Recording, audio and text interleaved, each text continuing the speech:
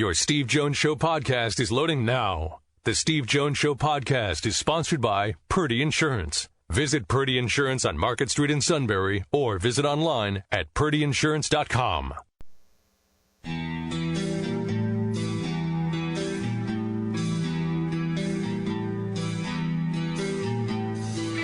Sports talk where your voice counts. This is the Steve Jones Show on News Radio 1070 WKOK. Now from the Sunbury Motors Studio, here's Steve Jones.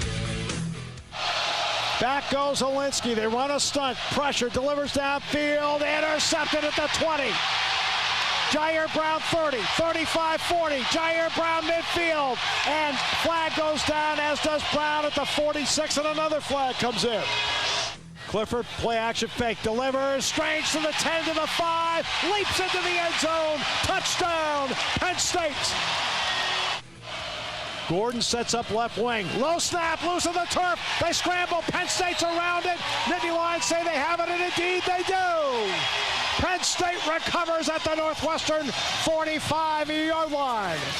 Fakes the pitch, back to pass, dumps it off to Singleton, 25, 20, Singleton to the 15, inside the 15 and down at the 13-yard line in the Del Grosso Sauce red zone for the first time today.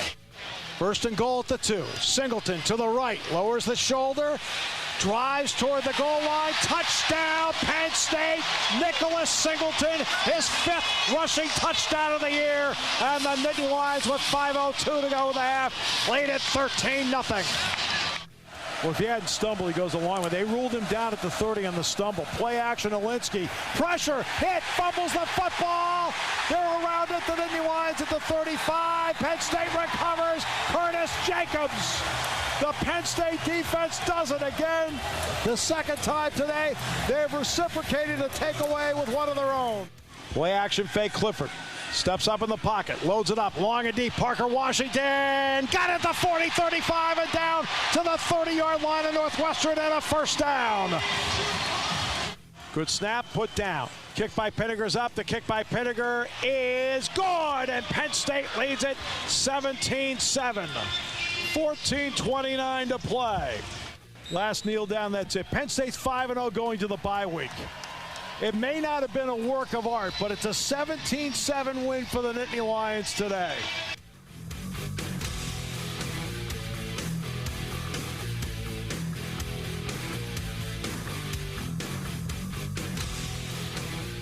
And good afternoon, everybody. It is the Steve Jones Show on a 5-0 victory Monday. It wasn't pretty, but it'll do, as they say. Mackie Trillo here with you. Steve will soon be there from the Sunbury Motors Studio. Sunbury Motors, 4th Street in Sunbury. Sunbury Motors Kia, routes 11 and 15, Hummel's Wharf. And online at sunburymotors.com. Ford, Kia, Hyundai, great selection of pre-owned inventory. And a sales staff that is there for you, not just there for the sale. And a service department that is there with the diagnostics, the inspections, the routine maintenance. All part of the Sunbury Motors guarantee. And that service department is looking for some more technicians, looking for entry-level and experienced technicians to work in the quick lane, car, light, truck service, heavy truck service, body frame and alignment, and towing departments. Whether you got experience, you're an entry-level technician looking for your first job, or you're just looking for a career change, they'd love to hear from you. Stop by in person, apply online at sunburymotors.com, or call Todd at 286-7746. And every Monday show brought to you by Purdy Insurance, Market Street in Sunbury, or go to purdyinsurance.com. Home, auto, life, business insurance, all that you need, they've got you covered. They are the true pros when it comes to insurance matters. The Purdys are. And it's all Purdy Insurance, Market Street in Sunbury, or go to purdyinsurance.com. We got a busy start to this week. Today, we got Ryan Snyder to talk some recruiting from On3. Then we've got Frank Bodani from the York Daily Record at 4:06 to recap the win on Saturday against Northwestern. And Dave Cicchini, of course, is back with us, head coach of Bucknell. Tough loss for the Bison on Saturday for homecoming. What was a rainy homecoming like it was rainy football weekend, losing to Lafayette 24-14. So that's today's show. Tomorrow, we got Mike Gesicki. And be interesting to hear from him based on everything around this team the last couple of weeks with Tua. We've got Neil Coulong tomorrow. And we have Glenn Macnow from the Eagles Radio Network at 4:35 tomorrow. So we're off to a big bang to start the week here on the Steve Jones Show. And, of course, as always, if you miss anything from our shows, always check it out at stevejonesshow.com or wherever you listen to podcasts. Links are always available on the Twitter and Facebook pages so you don't miss a beat of anything. As far as the game goes on Saturday, of course, I was at Bucknell, so I went back and looked at the tape from the Penn State game on Saturday. Obviously, 5 turnovers is not what you're looking for. It's ugly. All of them were. But when I saw the reports that it was raining an inch per hour, basically, and it got worse as the game went along at State College, and of course that rain came here to Lewisburg for Bucknell, you knew that the probability of turnovers happening were going to be pretty high for both sides. And obviously Northwestern had 3, Penn State has 5. The ones that be more bothersome to me are probably the ones where they're more mental, but it is what it is. But you know what? No, I not one time did I bring up weather as a reason for turnovers. Oh, yeah, it still can't happen. Right? But And today I'm not going to. Penn State practices.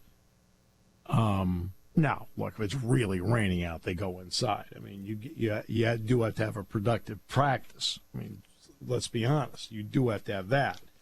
But to me, they practice in wind. And James tells me, he says, look, football's a game that's played in conditions. We need to practice out here. Now, you do it to a point because you don't want to obviously you can't wipe out an entire practice because, you do segments in the wind. You do segments when there are showers. Because you want them to get used to, like, hey, look, you have to execute. Can't drop the ball. Can't put it on the ground. There's a lot of things you can't do. And so what you do is James will have them when the weather isn't great. He will still take them out for a period or two outside to practice in the conditions because you can get concerned about days like Saturday. So they've been through it. They know that. They understand that. You got to hold on to the ball. Got to hold on to the ball. Okay? And that's the bottom. I understand if a helmet hits. That does happen. But they had not fumbled the ball once or lost a fumble once in 4 games. And they only had 1 interception in 4 games. That was it. So, yeah, conditions, See, to me, the conditions play a big role in, for example, the kicking game. And yet Penn State's kicking operation was totally clean on Saturday. Chris Stahl, every snap on the money. Punt, extra point, field goal. Pinniger, 2 for 2 extra points, knocked home his field goal. Barney dropped in punts. Penn State, I thought, for the most part, with the exception of maybe 1, but I can understand why.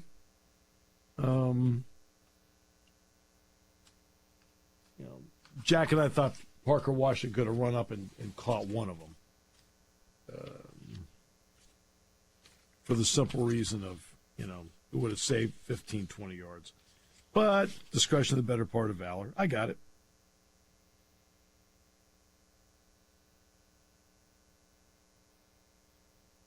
Okay? And, and kickoffs, they fielded them cleanly and did fair catches. I mean, special teams is what you worry about in a day like that. Handle it. No problem. So you got to hang on to the ball. And it's just the way it is. Got to hang on to it. And I know it, so I never really got into the conditions of it. I just felt that you had to get to the lead and play with the lead in a game like that, which they did. And then what gets me is the 5 turnovers in the game. You know how many yards Northwestern had after the 5 takeaways? 8. They had a total of 8 yards after takeaways.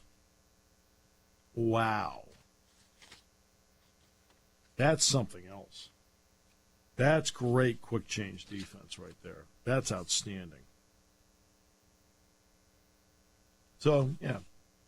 And a good day for the Eagles yesterday. I mean, the team that's had the first overall pick in the NFL draft the last 2 years, they beat really good. So, what? No? Not the right way to look at it? Well, he played like a rookie yesterday with 5 turnovers himself, but no, he did not play well. He did not play well. He did not even remotely, I'm talking about Trevor Lawrence, did not even remotely play the way he did against the Chargers. Not even close. But explain to me, and I'm going to ask Glenn this when we get, is Glenn on the show today? He's tomorrow. He's tomorrow. What the heck are you going for it on 4th down with a 7-point lead? Or whatever the score was at the time. Kick the field goal. What are you doing? That's kind of what I was thinking myself. It doesn't take much thought at all. We're seeing all these decisions left and right where I sit back and go, what are you doing? Okay? I want to point out something that may be shocking to people. We've watched people caught off guard defensively on 4th down plays for a couple of years, right?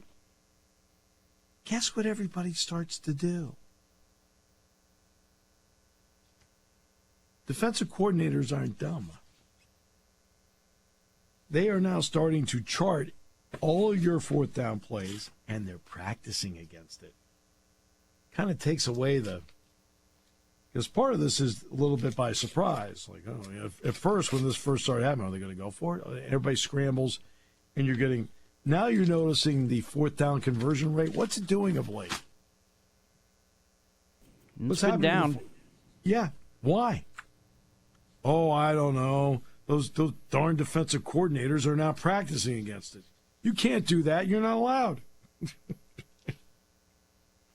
But that's what's happening. Teams are better prepared for your 4th down plays now. But I don't understand why people are losing the concept of time and score. I don't understand that. I'm baffled by the concept of time and score.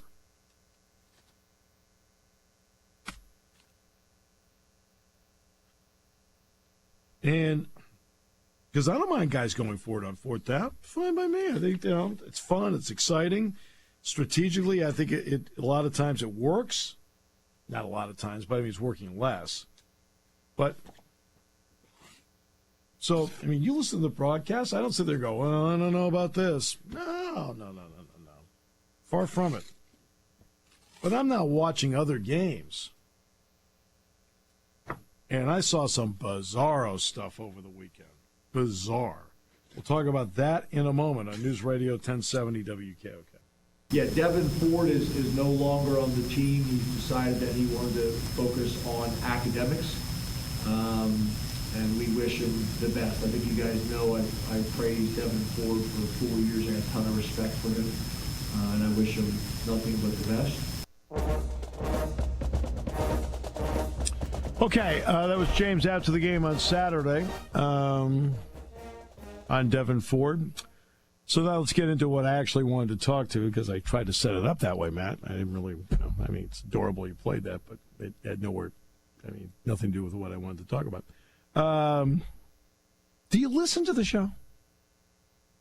Yes, I do. Okay, then I didn't want to play that.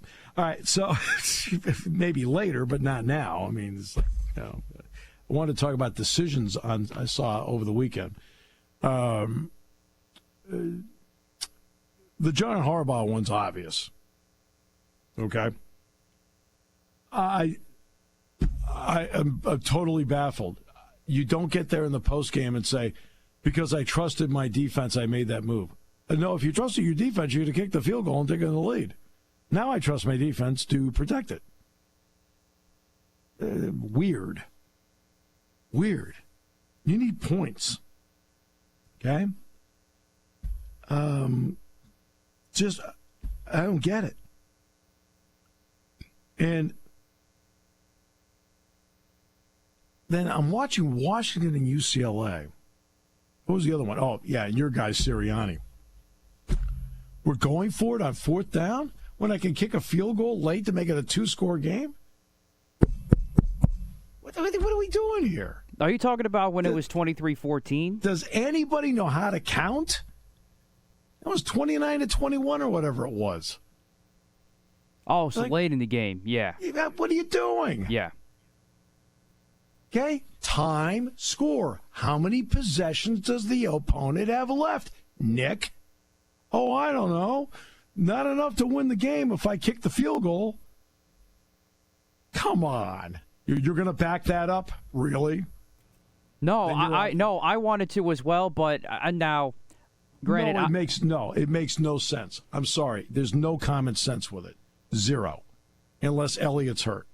If Elliott's hurt, then I'm with it. If he's not hurt, you got to kick.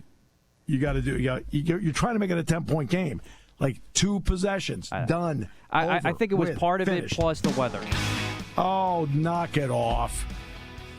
I'm not saying I agree with it. I'm just telling you what I heard from the broadcast. That's all. Oh, it doesn't matter. I'm not saying I agree with it either. I would have kicked it. Field goal. Yeah, I agree. God, we were being populated by analytics stuff. Well, analytics says no. Here's one. If it's 2 possessions and there's 3 minutes left, I'm going to win the game. Yeah, no, I'm with you. I would have kicked the field goal too. I didn't get it. Sorry, it's like, come on, we can't do romper room stuff as a coach here. Then I'm watching Washington UCLA. It's 33-10. There's 4.5 minutes to go in the third quarter, so there's only been 2 possessions. UCLA scored to make it 33-10. Then Washington puts together a nice drive, 33-16. He goes for 2. You're running out of possessions, Kalen.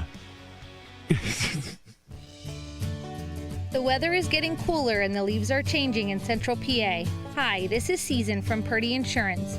If your current agent is falling short, it's time to give Purdy Insurance a call. We're a local, family-owned independent agency ready to find the right insurance to fit your needs. You can call us at 570-286-5855, stop in our office on Market Street in Sunbury, or head to our website at purdyinsurance.com to find out what we can do for you. Taking your calls at 800-795-9565. This is The Steve Jones Show on News Radio 1070 WKOK. Now, from the Sunbury Motors Studio, here's Steve Jones. Yeah, I watched some of that Shikollimi-Shamokin game the other night. Some of the fourth quarter. Who does Shikollimi have this week? I mean, I know Kevin just said it, and I didn't. Let's see here. They have Mifflinburg this week, right? Okay. Interesting. That's a tough game. Yeah, interesting. So, we're going to get to Ryan Snyder in a moment. The John Harbaugh thing was mystifying. Because not only that, like the play they called, too, was kind of bizarre. And not only that, it ends up being intercepted. So instead of Buffalo starting at the 2, they started at the 20. I just sat there and went, what are you doing? You take the points, take the lead. You've had everything going against you in the second half. You finally have a chance to go back in front. Do it, because it's going to be a lift for everybody, and force them to do something. Right? To be honest with you, when you do something like that and you miss it, you're not forcing them to do anything. Now, the worst you're going to get out of it is, in all likelihood, overtime. Right? And then I want to go back for a moment to the Washington-UCLA game. So let's do some math here. And again, when you look at it, UCLA's played great. They lead 26-10 at halftime. Okay? DTR, Dorian Thompson-Robinson's playing a terrific game at quarterback. No getting around it. Okay? They start the second half with the ball. They put together like a 5.5 minute drive. Boom, knock it in. And they're up 33-10. All right. So it's a 23-point game. They march down the field. Washington, to its credit, with Michael Penix at quarterback, do a really good job, score.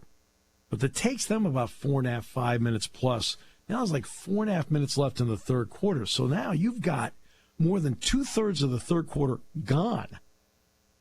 And you've got to score to make it 33-16. So you're down 17 points. Now I've got to be sitting there looking at the clock, and I'm saying to myself, okay, how many possessions are left in the game? Like, okay? That's called analytics too, boys and girls. How many possessions are left in the game? So I kicked the extra point there. Why?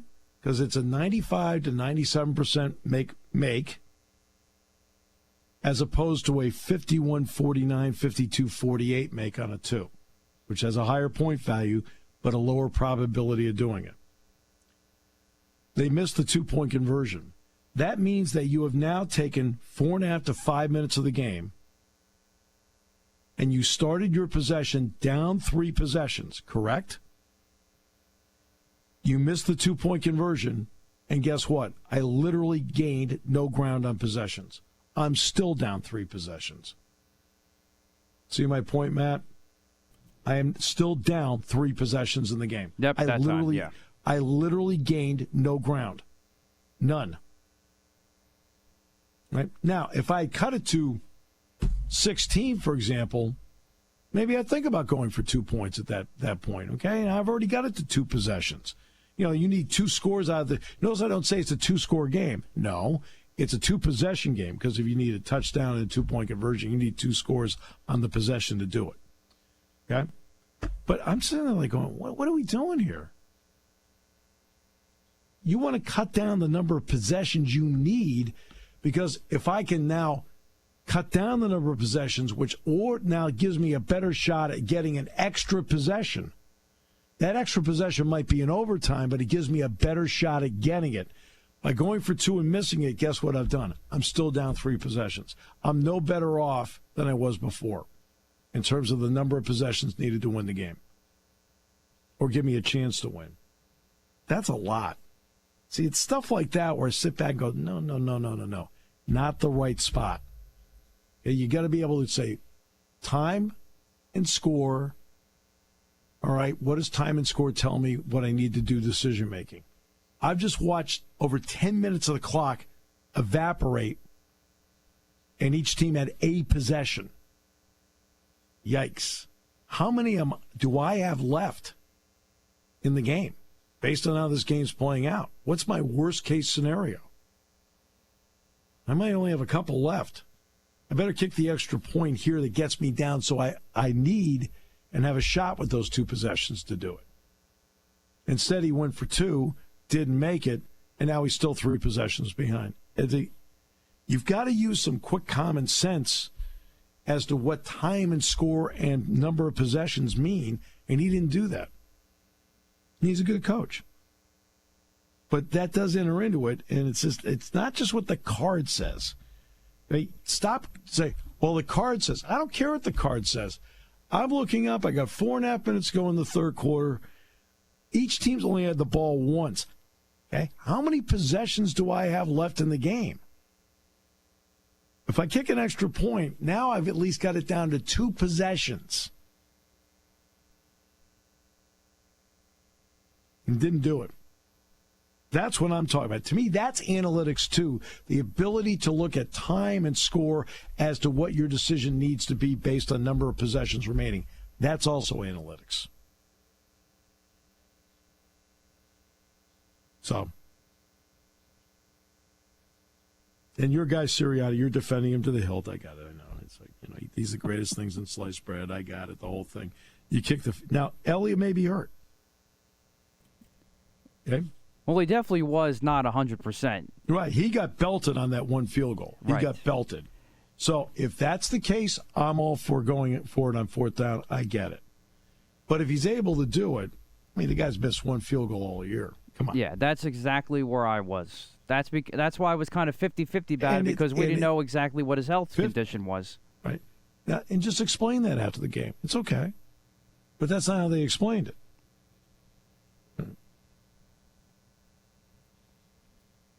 And I look at something like that. If he's hurt, I got it. So, right? And we can have this discussion with complete rationality because it didn't hurt the Eagles at all in the game. They won. I mean, and after falling behind in that game, they were clearly the better team.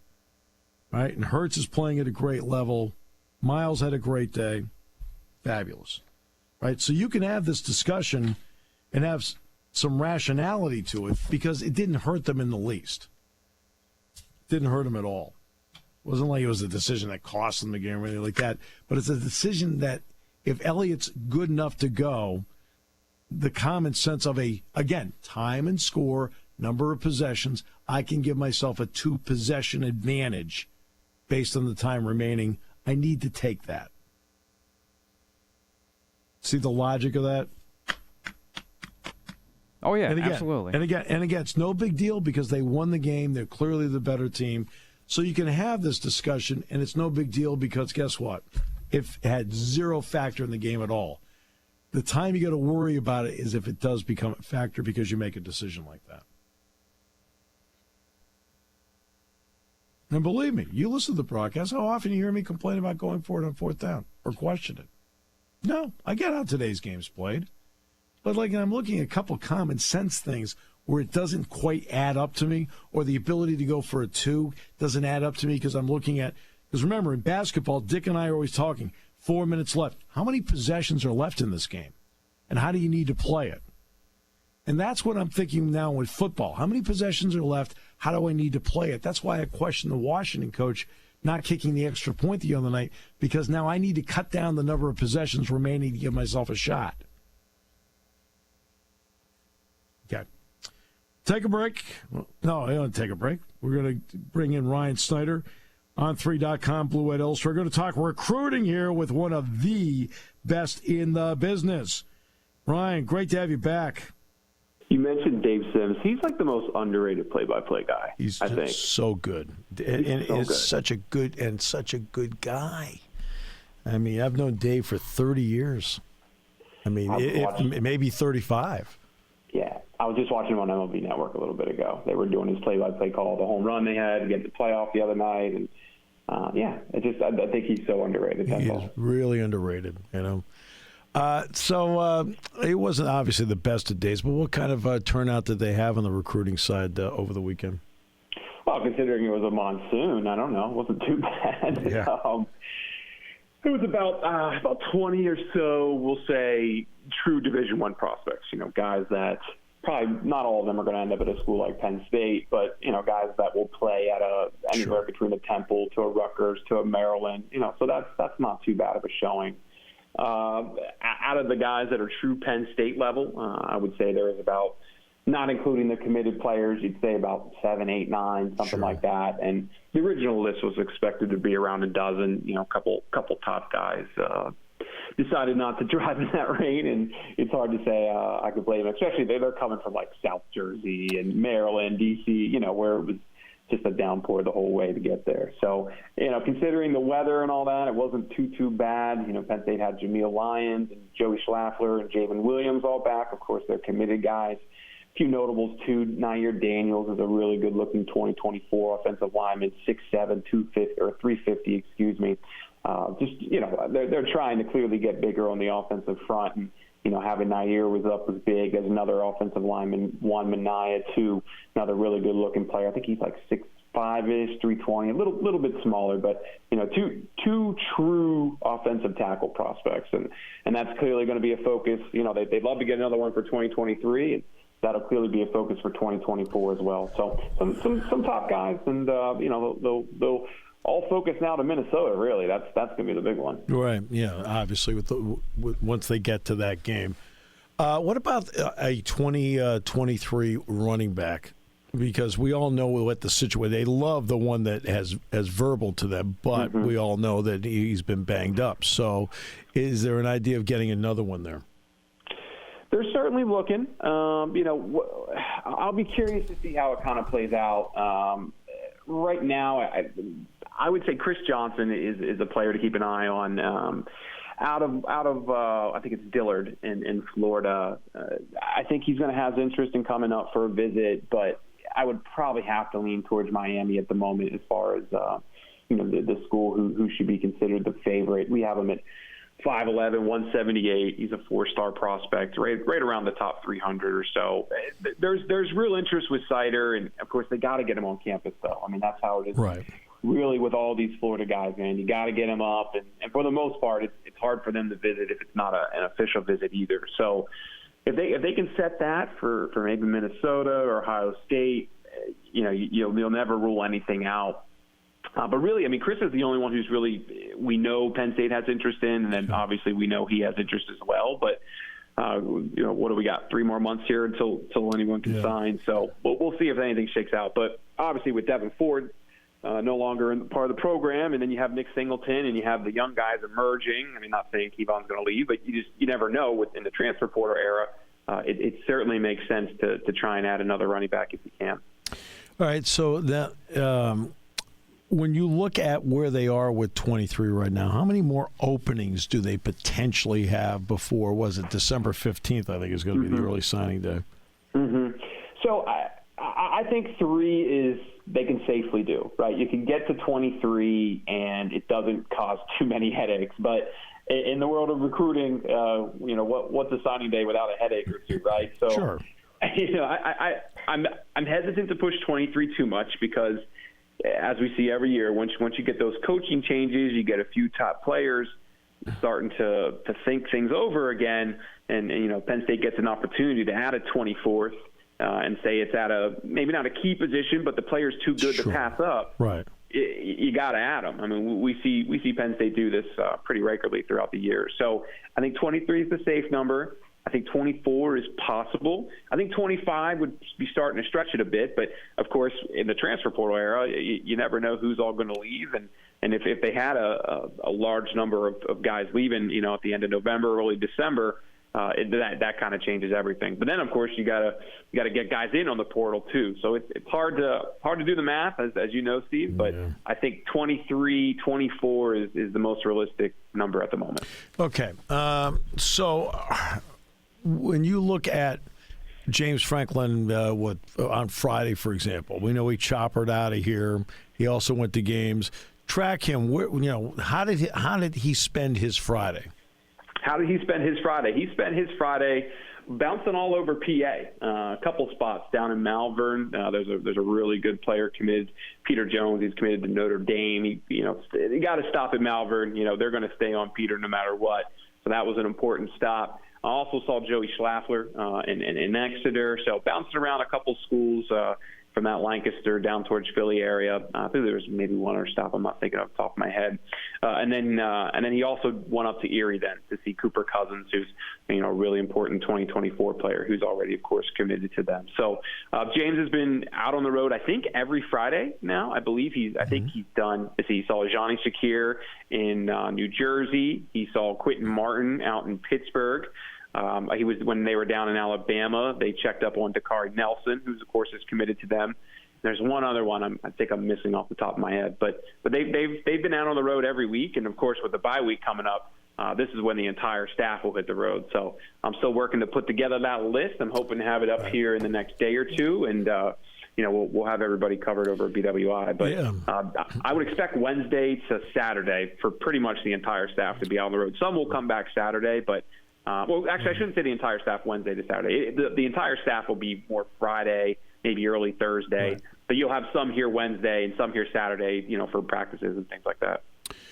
How does it look right now in terms of starting to build, obviously, 24 at this point? Mm-hmm.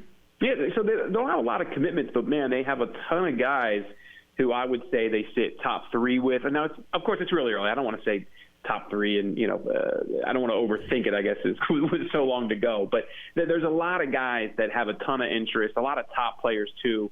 And I just mentioned Quentin Martin.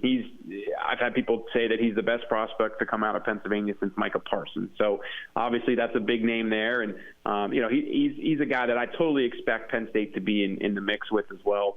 I think the region, one thing I would say is the region is setting up to be one of the best in recent years. I think I did the math not that long ago. We're setting up for about 40 or so 4-star prospects throughout the Mid-Atlantic region. Of course, those numbers will change. It might dip into the high 30s. But just compared throughout Franklin's tenure here, I believe there's only one other year. I think it was around 2018 or so, which is of course, was Penn State's last massive class until last year. We saw those kind of numbers as far as that depth of 4-star talent. So there's a lot of guys to pick and choose from. I would say that there's two guys right now, Dominic Nichols, the defensive end from Maryland, and an offensive lineman, Kevin Haywood, out of Archbishop Wood outside of Philadelphia. Those two guys, I feel like they're firmly leaning towards Penn State. I feel pretty confident in saying that at minimum, Penn State's going to be one of two schools they choose between. I think they should both end up here, though, and maybe it could be, before the end of the year closes out. So I look at next year's class as their next opportunity to have a really massive class, because we're seeing 5-star players and we're seeing high-end 4-stars. And if you want to have a top 10 class, which we saw last year with Penn State, you got to get a couple 5-stars in there, or it's just kind of hard to crack when you have all those other powerhouse schools getting a couple. So the talent is there for 2024. Like I said, Quentin's going to be a 5-star. It's going to be a couple others, and then a bunch of top 100, top 150 guys. Let's see how it shakes out here as well. And of course, the other thing I'll mention is, like, fans are always trying to put together the board, right? Who's the top tight ends? Who's the top running backs? Who's the top whatever? We'll know so much more in 2.5 months from now. Yes. Once all that film comes through, once James and his staff are able to evaluate. I always tell people, beginning of January, once we get past this early signing period and get past the bowl game, that's when we can really sit down and figure out who their top 2024 guys are. There's a lot of offers that are out there, but some of those guys are going to fall off, and then other offers are going to go out. So give us about 2 months or so, and we'll really be able to lock down who those top guys are at this top position. Ryan, Penn State's been this will be the last question because I know you have to run.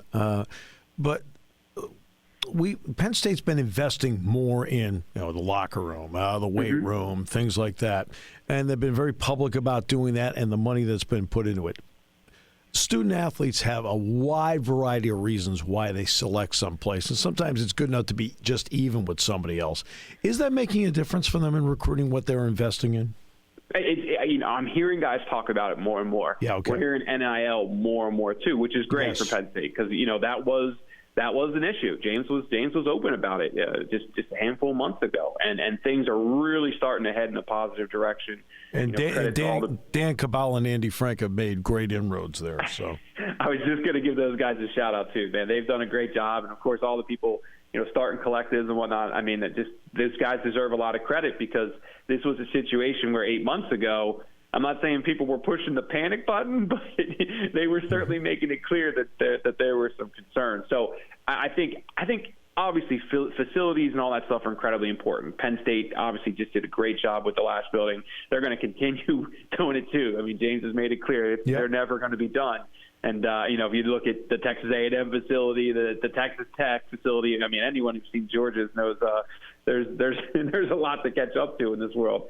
I feel like that's in a good spot. That's going to be there. It's still NIL, because even no matter, I mean, I can throw numbers out there. I don't know any numbers that are accurate, but just we'll say a couple million, right? Well, that's never going to be good enough. You're going to need a couple million more and a couple million more after that.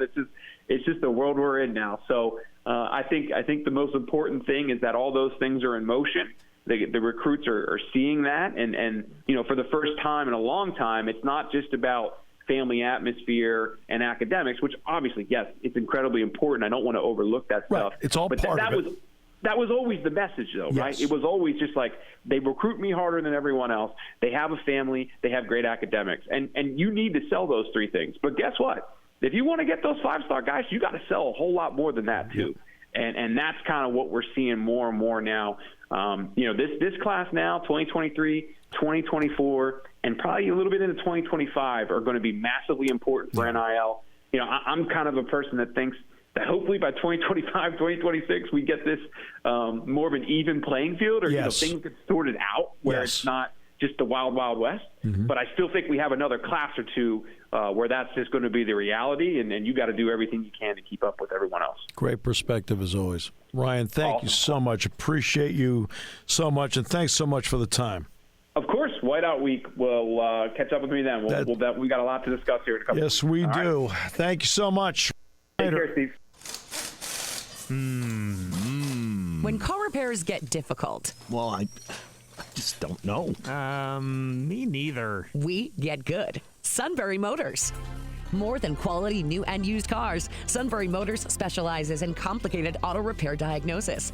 They can handle intricate repairs and even complete auto body with service open Monday through Friday, 7 till 4. And Sunbury Motors has made simple repairs easy. Maintaining your vehicle is necessary. Finding the time to do it is difficult. Welcome to Sunbury Motors Quick Lane. Open 7 till 4, Monday through Friday. Just walk in or call ahead. Relax in their remodeled waiting room with Wi-Fi, beverages, and snacks. While Sunbury Motors factory trained techs take care of your oil change, tire alignments, brakes, and inspections. Quick Lane, 6:30 to 6, Monday through Friday, Saturday, 6:30 till 2. Sunbury Motors, Ford and Hyundai, North 4th Street, Sunbury. And Sunbury Motors Kia, routes 11 and 15 in Hummel's Wharf. We take the out of auto repair.